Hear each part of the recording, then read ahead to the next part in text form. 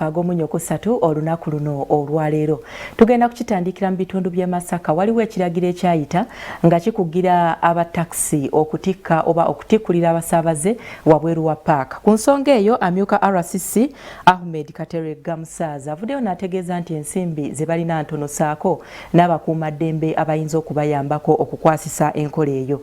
Abamu ku bagoba ba taxi basanyufu ate abalala bagamba nti ekyateekeddwawo n'ekigendererwa eky'okubanyigiriza.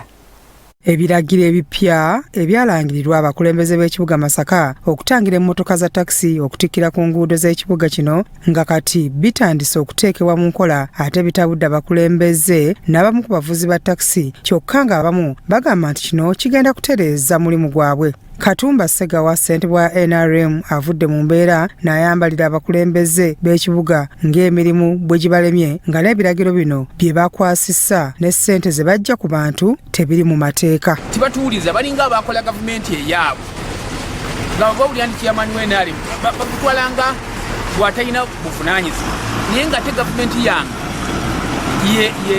yekulembera Uganda. Agamba nti amaanyi gasusse mu basirikale nga batandise n'okukuba amasasi mu mipiira gy'emmotoka n'okukwata emmotoka z'abantu abava ku mikolo. Basanze emmotoka okwambiyansi oba yadde ejja musaabaze ne bagikuba amasasi ne bagikuba emipiira amasasi ne basikamu abantu ne babakasuka ebbali. Awabudde abakulembeze okuddiza abavuzi b'ebidduka ssente ze babaggyako. Ssente ezo ziri mu gazeti baba baagala okuteekawo emiwendo egyo bagirambike bagiwereze minisita wa local government azitwale mu kabineti gigende mu gazeti. Faizo Seruwaji kansala wa Kimanya Kabonera alabudde RCC District DPC ne Town Clerk w'e Masaka nti oba emirimu gibalemye nabo balekulire. RCC wa Masaka DPC ne Town Clerk bwe giba emirimu gibalemye okukola mu bannamasaka baddeyo bakole ki balime. Abalala balumiriza nti abakulu bano ebintu babikola mu ngeri ya kiyaaye mbu tebamala kwetegereza.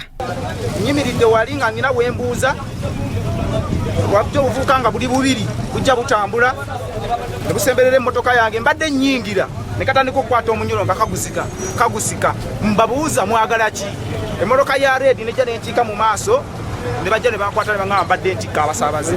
Twagala osasula emitwalo 20,203 bemaze zisasula n'enkomawo ne mbagamba kati mumpe emmotoka yange ate bagadde kunkuba amasasi ne batandika okukubabira ababuleti mu mmotoka yange eyo mu mipiira nga bagala okunkuba amasasi. Obanga abakulembeza RCC ekibuga kikulemye kwa mu kibuga genda tujja kufuna omulala. Zibaluma paka erimu muka wansi babbi ane polisi yano nabo babbi kwaba bakimanyise ndo bazigabana. Meya w'ekibuga Masaka Florence Namayanja wamu n'amyuka RCC wa Masaka City Ahmed Katerega boogedde ku mbeera eno. Bus zirina tulina okuba ne bus terminal nga bus we ziva gye zivudde zirina okujja ku terminal okujjamu abantu n'okuteekamu abeeyongerayo. Tetugenda kuddayo kukkiriza bus kuyimirira buli weesanze. Kale olumu ne tuba nga tufuna obuyambi ku poliisi era nga bwe kiri mu mateeka naye ne poliisi ng'erina ebyokukolako ebirala bingi. Kati ndowooza mu ngeri eyo tekeniko ttiimu neefunayo ku bannakyewo abayinza okuba nga bayambako. Ndowooza indisipulini awo eyinza okuba nga weevudde. Byamukisa Ronald, Crossroad TV, Omunyi.